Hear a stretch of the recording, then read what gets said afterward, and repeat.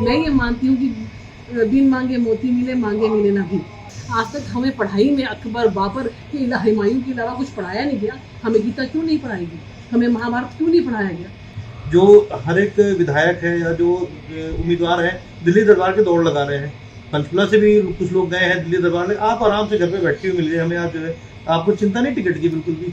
जब आज से ही जो है हुड्डा जी अनाउंसमेंट करते हैं कि हम इतनी पेंशन कर देंगे, हम ये कर देंगे, हम 1-1 लाख रुपए आपको। एक और चुनाव से पहले इन्होंने भ्रम फैलाया महिलाओं को कि आपको 1-1 लाख रुपए दिया जाएगा। अगर मैं दिल्ली बैठूंगी तो उनके काम कौन कराएगा? तो टिकट मिलनी होगी, टिकट पार्टी ने देनी होगी तो घर बैठे मिलेगी। मेरे पास ये कांग्रेस पार्टी की नहीं है कि विभूतियाँ चलती हैं, खानदानों के बाद टिकट दी जाती है। राजीव कॉलोनी, इंदिरा कॉलोनी, बुडनपुर, यहाँ के लोग नरकीय जीवन जी रहे थे कांग्रेस के समय से।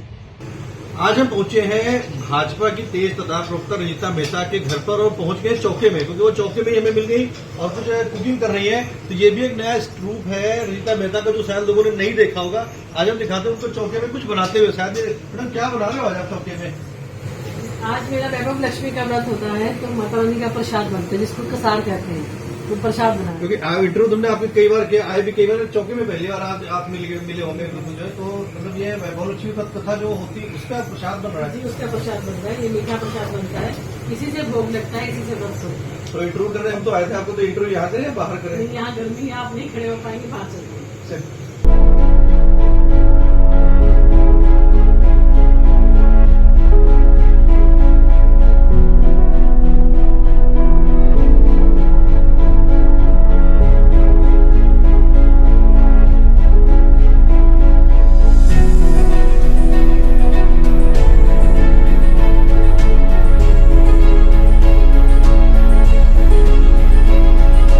हरियाणा में अब विधानसभा चुनाव का बिगुल पूरी तरीके से बच चुका है। लोकसभा चुनाव के बाद में अब सभी पार्टियां मैच जिताऊ उम्मीदवारों की तलाश में लगी हुई हैं।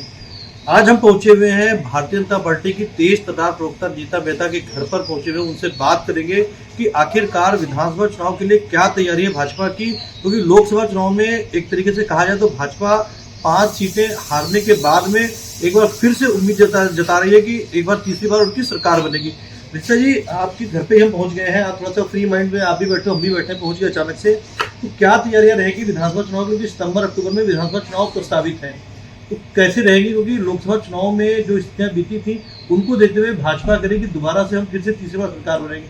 आप क्या कहती हैं? देखिए, इसके अंदर कोई भी संशय नहीं है कि तीसरी बार फिर से भाजपा की सरकार बनने जा रही है, क्योंकि मैं ये मानती हूँ कि जिस तरीके का रिजल्ट रहा है, आज अगर मैं पंचकुला, जहाँ की जिस धरती पे हम बैठे हैं, जो हमारा क्षेत्र, गृह क्षेत्र है, यहाँ पे 23,000 की लीड है। जनता जनार्दन ने मूड बना रखा है। कहीं ना कहीं विपक्ष क्यों कामयाब रहा 5 सीटें लेने के लिए? उन्होंने ये भ्रम डाल रखा था कि संविधान बदल दिया जाए, मोदी जी आएंगे तो संविधान बदल देंगे। ये सबसे बड़ा कारण रहा। जो लोड दबका था उसको ये भ्रम में डालकर जो है कांग्रेस वोट बटोरने के काबिल रही। अब मोदी जी प्रधानमंत्री बन गए हैं, वो कह रहे थे कि पहले दीदी फैसला लेंगे। अब तो 3-4 महीने का समय है, तो दूध का दूध, पानी का पानी हो जाएगा। तो झूठ बोलकर तो सत्ता में आने की कोशिश करते हैं, उनको मुंह की खाने नहीं। एक ऐसा लगता है कोई जो सीएम बदला गया उसका कोई असर पड़ा हो? जो अचानक से सीएम बदला गया, पहले मनोहर खट्टर की सरकार थी, अब जो है नायब सिंह सैनी की सरकार आई, तो ये इम्पैक्ट नहीं पड़ा कुछ? देखिए, भारतीय जनता पार्टी एक ऐसी पार्टी है जो हर एक नॉर्मल कार्यकर्ता को मौका देती है शीर्ष पे पहुंचने का। यहाँ पर जिसको जो दायित्व दिया जाता है, जो जिम्मेदारी दी जाती है, वो निष्ठा के साथ उसको निभाते हैं। और जहाँ तक नायब सैनी जी की बात है, बहुत ही योग्य इंसान है और बहुत ही सरल स्वभाव के हैं। हर इंसान उनको अप्रोचेबल है।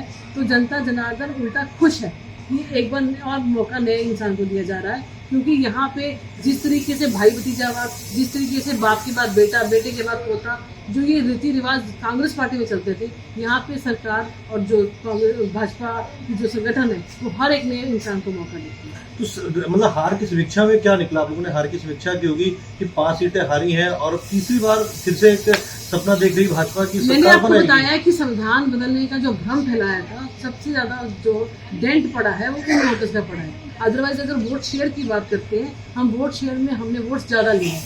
दरअसल क्या होता है कि जो तीसरी विपक्ष रहता है, जो ट्रायंगल बनता है, उसके अंदर इस बार जो हमने देखा कि जेजेपी, इंडियन नेशनल लोकदल या आम आदमी पार्टी या XYZ जितने भी ऑपोजिशन थी, उनकी परफॉर्मेंस 0 रही। तो आमने सामने का मुकाबला था।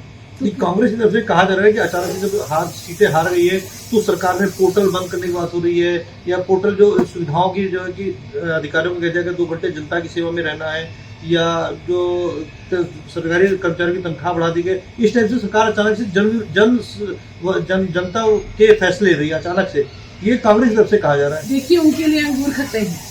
जब आज से ही जो है हुड्डा जी अनाउंसमेंट करते हैं कि हम इतनी पेंशन कर देंगे, हम ये कर देंगे, हम 1-1 लाख रुपए आपको, एक और चुनाव से पहले इन्होंने भ्रम फैलाया महिलाओं को कि आपको 1-1 लाख रुपए दिया जाएगा।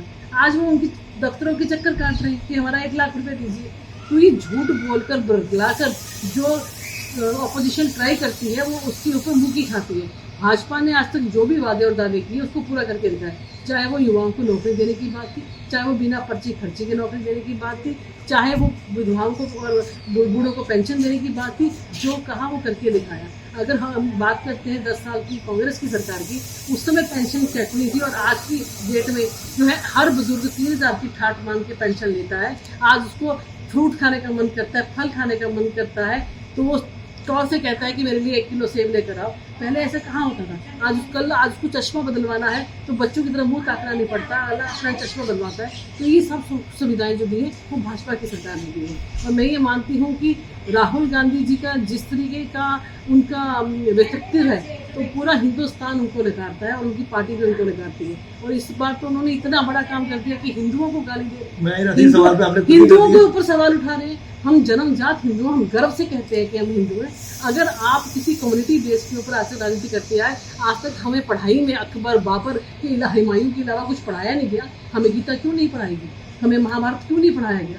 तो ये सब सवाल आज नया जनरेशन, नया युवा पूछना चाहता है कि आज तक हमें कम्युनिटी बेस्ड करके जो है क्यों बांटा गया, आज हमारा विभाजन जो हुआ था वो क्यों किया गया था, सबके सामने आता है। अच्छा, बात है तो लोकसभा की, क्योंकि बात कर रहे थे विधानसभा की, हरियाणा की विधानसभा पे आ जाते हैं। विधानसभा के चुनाव करीब है, करीब अब सरकारें भी, मतलब जो पार्टियां हैं, भाजपा हो, कांग्रेस समाजवादी पार्टी हो, अब तो कांग्रेस समाजवादी पार्टी का तो गठबंधन ही खत्म हो गया, अलग अलग चुनाव लेंगे, आपको भी जानकारी होगी इस बात की। अब तैयारियां कर रही पूरी तरीके से, सब पार्टियां देख रही कि मैं जिताऊं, उम्मीदवार आए। जो हर एक विधायक है या जो उम्मीदवार है दिल्ली दरबार के दौड़ लगा रहे हैं। पंचकुला से भी कुछ लोग गए हैं दिल्ली दरबार में। आप आराम से घर पे बैठे हुए मिल गए हमें आज, जो है आपको चिंता नहीं टिकट की बिल्कुल भी? देखिए, मैं ये मानती हूँ, सबसे पहले आपने सवाल किया आम आदमी पार्टी का कि इनका गठबंधन टूट गया है। ये गठबंधन नहीं था, ये ठगबंधन था। ये एक अपॉर्चुनिटी की राजनीति करते हैं कि यहाँ पे मेल कर जीतते हैं तो हम साथ हैं, नहीं जीते तो हम खिलाफ हैं। चंडीगढ़ में भी हाल में आपने देखा कि वहाँ पे अपॉर्चुनिटी मिली तो हम इकट्ठे हैं, पंजाब के अंदर हम अलग हैं। तो ये किस तरह की राजनीति है? जनता जनार्दन बहुत जल्दी और बहुत समझदार है जो इनको जवाब देगी। और जहाँ तक आपने बात की कि मैं घर पे बैठी हूँ, मैं ये मानती हूँ कि बिन मांगे मोती मिले, मांगे मिले ना भी। मैं जनता के बीच में रहती हूँ, जनता की सेवा करती हूँ और हमारी जो पार्टी है वो संगठन बेस्ड पार्टी है। पार्टी ने आज तक जो जिम्मेदारी दी है, मैंने बड़ी निष्ठा के साथ, बड़ी जो मेरा एक लगाव था जिस डिपार्टमेंट से वो मुझे दिया गया था, मैंने बड़ी सच्चाई के साथ उसको निभाया है। और आगे भी जो पार्टी आदेश करेगी, जिस जिम्मेदारी को देगी, उसको मैं निष्ठा के साथ निभाऊंगी। और जहाँ तक पंचकुला विधानसभा की बात है, मैं हमेशा जनता के बीच में रहती हूँ, जनता जनार्दन की समस्याओं का हल कराने की कोशिश करती हूँ और जनता जनार्दन घर पर ही मिलती है। अगर मैं दिल्ली बैठूंगी तो उनके काम कौन कराएगा? तो टिकट मिलनी होगी, टिकट पार्टी ने देनी होगी, तो घर बैठे मिलेगी। तो सवाल यही था कि लोग टिकट के लिए दौड़ लगा रहे थे, दौड़ा धूपी कर रहे टिकट के लिए, आपको टिकट की चिंता नहीं कोई भी किसी प्रकार की भी? तो मैं आपको यही तो चुनाव करीब है, बिल्कुल चुनाव की तैयारियां भी करनी है। मैं आपको यही तो बताना चाहती हूँ कि बिन मांगे मोती मिले, मांगे मिले ना भी। तो अगर मेरे भाग्य में चुनाव लड़ना होगा, पार्टी ने मुझे लड़ाना होगा, तो मुझे घर बैठे पार्टी टिकट देगी। जी, ये भाजपा की सरकार है, ये कांग्रेस पार्टी की नहीं है कि विभूतियां चलती हैं, खानदानों के बाद टिकट दी जाती है। यहाँ पे जो सेवा भाव से काम करता है, जो पार्टी के हित के लिए सोचता है, जो जनता जनार्दन के बीच में रहता है और जो जनता की आवाज़ सुनता है, पार्टी उसके ऊपर दावती है। अच्छा, पार्टी थोड़ी मान लेती आपको टिकट दे देती है, तो क्या तैयारियां रहेंगी आपकी? मतलब किस तरीके की तैयारियां रहने वाली है? मतलब ये हालांकि भी सवाल पूछना है, लेकिन फिर भी मैं पूछ ले रहा हूँ आपसे कि चाय आ गई, चाय पूरी करनी है, कैसी तैयारियां रहेंगी आपकी? देखिए, पंचकुला को पेरिस बनाने का सपना जो है भारतीय जनता पार्टी की सरकार ने देखा है और उसके अंदर बहुत सारे काम ऐसे किए भी गए हैं। अगर मैं हमारे प्रेजेंट विधायक की बात करती हूँ, ज्ञानचंद गुप्ता जी की, उन्होंने करोड़ों के काम जो है यहाँ पर करवाए हैं। जो हमारे रुके हुए काम थे, जो सदियों सदियों से कांग्रेस वादे करती थी। और सबसे बड़ा इम्पोर्टेंट मुद्दा यहाँ पे कॉलोनियों का पुनर्निवास है। राजीव कॉलोनी, इंदिरा कॉलोनी, बुडनपुर, यहाँ के लोग नरकीय जीवन जी रहे थे कांग्रेस के समय से। इन्होंने पैसे भी इकट्ठे किए, उन गरीब लोगों के 2-2 हज़ार रुपये भी ठगे, और आज तक कहीं भी उसकी जो प्लाट देने की वो प्रक्रिया थी उसको शुरू तक नहीं किया। हमारी सरकार आने के बाद वो प्रक्रिया पूरी भी हो चुकी है, 97% उसके ऊपर काम भी हो चुका है। और मैं ये मानती हूँ कि आचार संहिता लगने से पहले हम उस प्लाटों का आवंटन भी शुरू कर देंगे। आज जो उनका सपना था कि उनको इंडिपेंडेंट प्लॉट मिले और अपनी मर्जी से वो कंस्ट्रक्शन करे, वो जल्दी ही पूरा होने जा रहा है। चलिए एक आखिरी सवाल कर लेते हैं, क्योंकि चाय ठंडी होगी, ज़्यादा लंबा नहीं करेंगे इसको, कि 2019 के विधानसभा चुनाव में बीजेपी का था 70 पार, रुक गई थी गाड़ी 40 पे आकर। आप प्रवक्ता इसलिए पूछ रहा हूँ आपसे, 2024 के चुनाव में, लोकसभा चुनाव में बीजेपी का था आपकी बार 400 पार, गाड़ी रुक गई 240 पे। बीजेपी इस बार फिर कह रही है कि इस बार 70 पार या 65 पार, मतलब क्या संभावना लगती है ऐसी कुछ? 2014 में किसकी सरकार बनी?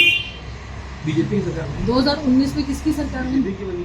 विधानसभा में किसकी सरकार बनी? आपकी की बनी, बीजेपी की। तो फिर से बनेगी।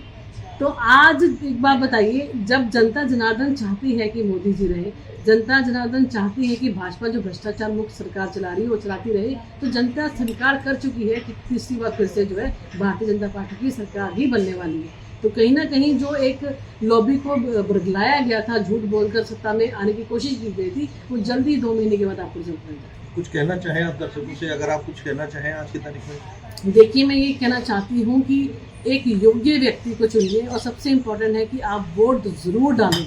जनरली हमारे शहरों के अंदर वोट परसेंटेज बहुत कम रहता है, जिसकी वजह से जो 5 साल का मौका है आप खो देते हैं। तो एक सही इंसान को चुनें जो आपके बीच में रहता है, जो आपकी समस्याओं को सुनता है, जो आपकी समस्याओं का हल कर सकता है, और सबसे बड़ी बात है कि वो बने तो समस्याएं ही खत्म हो जाए। ऐसा सपने लेने वाले इंसान को आप चुनिए और पंचकूला का विधायक बनाइए।